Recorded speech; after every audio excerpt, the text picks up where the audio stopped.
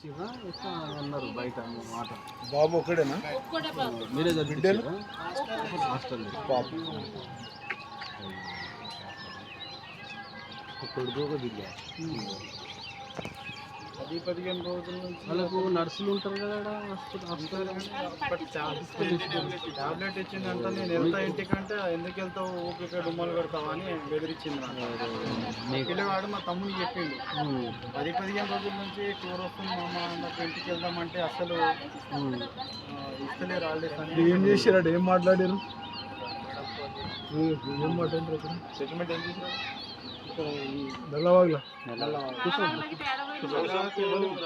మీరు వెళ్ళారు? ఎవరు కూడా వెళ్ళలేదా? మరి మాట్లాడారు అన్నవాటి ఎవరు మాట్లాడారు? బంధువులతో వాళ్ళతో మాట్లాడారా? మీ బంధువులు నిర్మల మేడం మాట్లాడిన తర్వాత ఇప్పుడు ఒక 50,000 ఇస్తామన్నారు, కానీ ఒక 20,000 ఇచ్చారు ప్రస్తుతానికి. ఇంకా మీరు ఇట్లా ఒప్పుకోవాల్సింది కాదు, జాబ్ 10 లక్షలు అడగాలి. 10 లక్షలు డిమాండ్ పెట్టి కాంట్రాక్ట్ జాబ్ మాకు అది ఎప్పుడు పెడతారో మళ్ళీ 6 నెలల్లో తీసేస్తారు. పర్మనెంట్ జాబ్ అని అడగాలి గట్టిగా. పర్మనెంట్ జాబ్ అడగాలి. 10 లక్షలు అడిగితే 5 లక్షలు అని ఇస్తారు. 5 లక్షలు గట్టిగా అడుగుదాం. ఎందుకంటే ఇప్పుడు వాళ్ళది స్కూల్ యజమానంది ఎక్కువ తప్పు ఉంది. నర్సుకు బాధ్యత ఉంటుంది. ఎంత సీరియస్ ఉన్నప్పుడు చెప్పాలి, టెస్టింగ్ చేసుకోవాలి.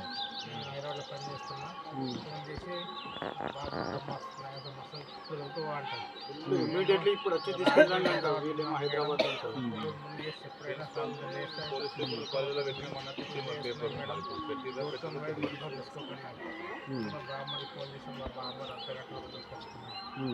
నారాయణ వచ్చి చేస్తే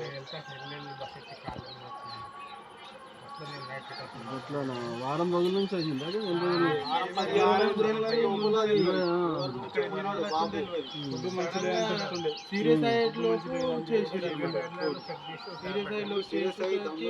తీసుకున్నప్పుడు వచ్చి ఇమీడియట్ గా తీసుకెళ్ళండి అంటారు. వీళ్ళేం హైదరాబాద్ లో ఉంటారు. ఊళ్ళో మా తమ్ముడు ఉంటాడు, వచ్చి తీసుకొచ్చి అమృత హాస్పిటల్ నీకు తెలిసింది చచ్చిపోతాడని తెలిసింది. మా మాటకు దొడ్డుగా ఓడితోటి పోయేది గొడవలకు అన్నప్పుడు నీకు తెలిసింది. మేడం మాట్లాడదంట. అంతా మాట్లాడినప్పుడు మరి నీకు తెలిసింది కాబట్టి మరి నువ్వే తీసుకుపోయి హాస్పిటల్కి ప్రభుత్వ గాంధీ హాస్పిటల్, ఉస్మానియా హాస్పిటల్ తీసుకుపోయి చర్యలు చెప్పి ఏదైనా చూపిస్తే మేము ఆడికి వస్తుంది హాస్పిటల్కి తీసుకుపోయేది ఉన్నాయి కదా. నీకు లేదా తీసుకుపోయి హక్కు నీకు లేదా? మా పిల్లల్ని మాకు బరువుకు ఒప్పుకో, మేము అలా పెడతలేము. అంతా అయిపోయినాక పోయి మళ్ళీ ఒకసారి పోదామంటే పోదాం. ఇలాంటిది వేరే కూడా జరుగుతుంది. నర్సులు సస్పెండ్ చేయమని మనం డిమాండ్ చేయాలి. ఇంకొకటి జరగదు కదా. నర్సు బాధ్యత రహితంగా ఉండదు. అడిగిపోయి నర్సులు సస్పెండ్ చేయమనాలి, ప్రిన్సిపల్ని సస్పెండ్ చేయమనాలి. నష్టపరిహారం బట్టి 50,000 ఏంది అది? మేము పోతామని మా దాంట్లో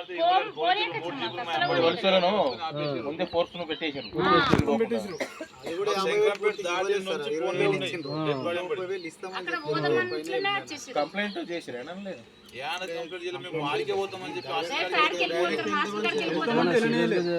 ఎందుకంటే వేరే వాళ్ళకు కూడా అంత నర్సు పాపం పిల్లలు చదువుకున్నప్పుడు హుషారు లేనప్పుడు ఇమ్మీడియట్ గా చెప్పాలి. జ్వరం వచ్చింది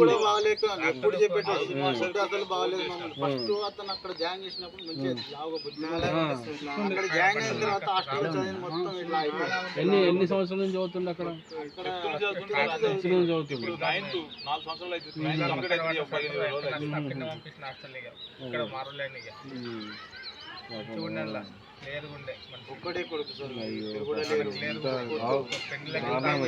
నేను నర్సు అనేటోళ్ళు అట్లా ఉండద్దు. వెంబడి చూడాలి. ఏదన్నా ఇబ్బంది ఉంటే పేరెంట్స్ ఇమీడియట్ గా చెప్పాలి, తొందరగా చెప్పాలి. మళ్ళీ ప్రిన్సిపల్ కూడా అప్డేట్ ఇవ్వాలి. జర సీరియస్ ఉంది సార్, జర చూడండి సార్, అది చూపించుకోవాలా, అట్లా ఇట్లా అడగాలి. వాళ్ళు ఊరికేనంటే నోట్ల పురుగులు అయితే ఇది పొక్కులు వస్తే మామూలు 2 గోళ్ళు వెళ్ళిందంట కదా.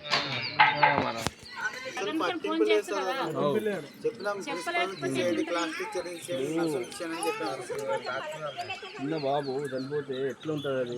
తల్లిదండ్రులకు మీకు ఎంత గోసి ఉంటుంది. అవును.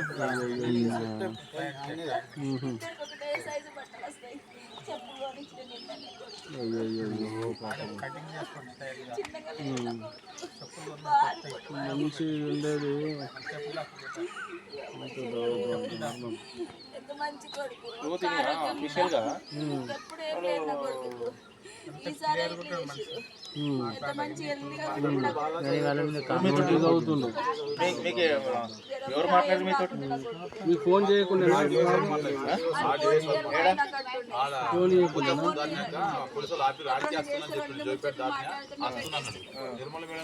గంటలు హాస్టల్ అంటే చూసేది వాళ్ళే, ఏం జరుగుతుంది, ఎట్లా చదువుతుంది, అన్నం తింటుందా, తినకొచ్చిందా, జ్వరం వచ్చిందంట, ఏమంటారా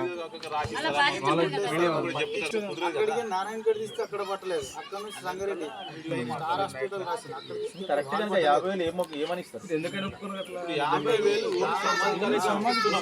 10 లక్షల రూపాయలు డిమాండ్ దానికి ఒక ఉద్యోగం కావాలని. అయినా కార్మిక సరిపోతుంది మాట మామూలుగా మేస్త్రి పని చేస్తారు. గోవుల మీద కింద పడితే ఆరోగ్యం కూడా బాగలేదు ఇప్పుడు అసలు. ఇప్పుడు వచ్చి నిన్న ఇప్పుడు లేపి స్నానం చెప్పి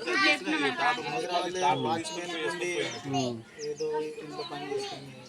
పని చూసుకుంటాం మేము చేనులు వాళ్ళు ఇచ్చే జాబ్ ఎట్లాంటిదంటే అది సార్ నంబర్ ఉందా? చాలా ధైర్యంగా మాట్లాడాలి, అడిగిపోయి అసలు పెట్టద్దు. అది ఏమన్నా కానీ కేసు చేయాలి, వాళ్ళని సస్పెండ్ చేయమని డిమాండ్ చేయాలి, ధర్నా చేయాలి, ఇది వాళ్ళది నిర్లక్ష్యం అని చెప్పాలి. ఎందుకంటే చిన్న వాళ్ళని 24 గంటలు వాళ్ళ కళ్ళ ముందు ఉంటారు కదా, జ్వరం సీరియస్ ఉంది, ఏది ఉంది, తల్లిదండ్రులకు ముందే చెప్పాలి. సీరియస్ అయిపోయినాక లేవరాకుండా అయిపోయినాక చెప్పి తీసుకపోండి అంటే ఎట్లా? తీసుకోండి అని చెప్పి హాస్పిటల్ చూపిస్తున్నాం, రిపోర్ట్లను ఏదైనా టెస్ట్ చేయాలి, ఏది లేదు. హాస్టల్ నుంచి తీసుకెళ్ళిన తర్వాత కూడా మరి బాబుకి ఎలా ఉందని కూడా అడగలేరు వాళ్ళు. మనం నర్సుని